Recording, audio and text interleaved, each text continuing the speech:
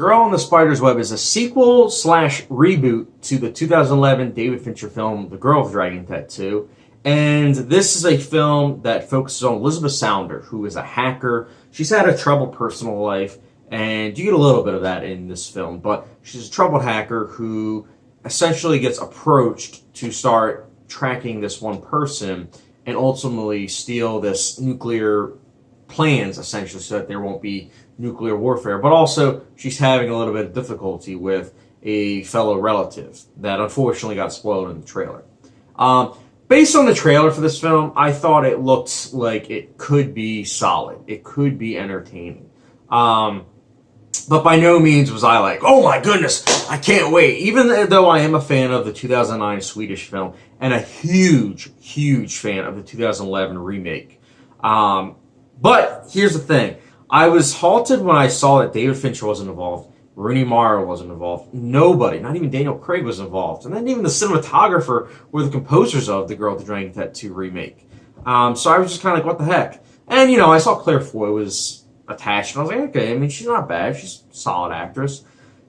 But here's the thing with the film. It is well acted. Claire Foy does a good job.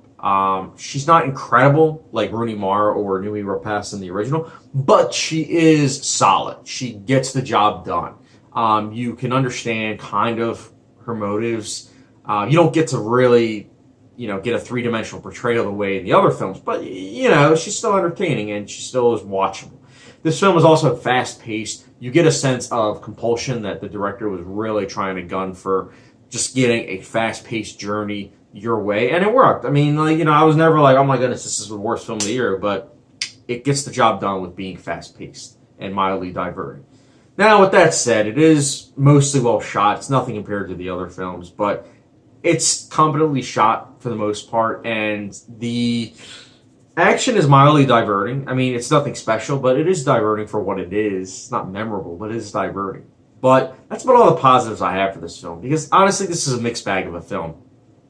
I think I have to put all biases aside, because as I mentioned a lot already, I'm a huge fan of the 2011 remake, and I really like the original.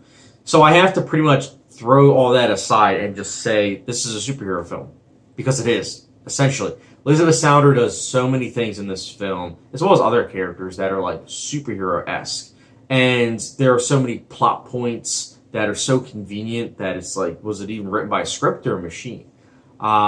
There's also explosions, which I found annoying because for a film that's all about hacking, you would think about, realism. Because in 2011, that was like a couple years right before Mr. Robot. And Girl with the Dragon Tattoo, the 2011 remake, did a great job of portraying hacking as realistic. And Mr. Robot, of course, gets praised for its realistic hacking, and both are great. This, it's just like, it's 1980s hacking, like 1980s film hacking. It's hard to watch. Not just because it's of how inaccurate it is, but because it just is kind of like the scriptwriter's like, well, hackers can do that, right? Yeah. Well, yeah, okay, yeah, we'll do that. All right. And it's like, did you do any research? And this is just one of those films that it feels like no research was done. It's paint by numbers. Like, it's like, okay, this character does this, and then at least this and this. Okay, done deal. Okay, can we go home now? Also, the villain is so cartoonish. I mean, I'm not going to say who it is because, if you didn't watch the trailer and you're just watching this review, just, off of knowing nothing, I'm just going to say this. The villain wears bright red.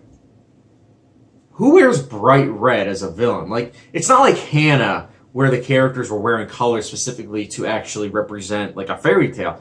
Like, this character, we don't know why they're wearing red. It's just kind of like, huh? Why are you wearing red? Like, it makes no sense.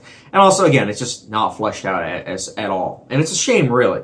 Also, it just feels like one of those films where Sony is clearly like, all right, this scene we can market like this newest device that we have. Oh, and this, yeah, we want everyone to know that this is a Sony device. So get the camera to pan into the Sony label. Okay, good. You did a good job. And it's so annoying, man. It's like, come on, we get it. It's a Sony film. We get it. We saw the opening logos that are like a minute long. We get it. But overall, this is just one of those films where, again, I had to throw out everything that I knew about the franchise and just kind of go in knowing that it's a superhero film. And if you go in knowing that, you might be mildly diverted by this film. But overall, The Girl in the Spider's Web, for me, it's not a film that I would recommend. It's not a good or bad film. It's really just one of the middle-of-the-road films. And I shouldn't be doing this, but I'm giving it the same rating I gave Venom, which is a 3 out of 5 star rating. For those that like a hot sauce grade, it's the Frank's Red Hot Wing Sauce.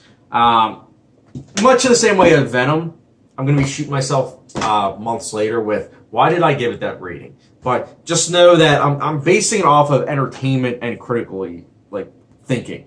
Critically thinking, this film would easily get like a 1 out of 5. But entertainment-wise, I can't lie, it was diverting for what it was. But again, it is not a good film. So take all that in, process it, and just know that this film, you're on the spider's web, it's now in theaters. Let me know your thoughts in the comment section down below. Oh, and as always, don't forget the subscription, notification bell, and I'll catch you guys.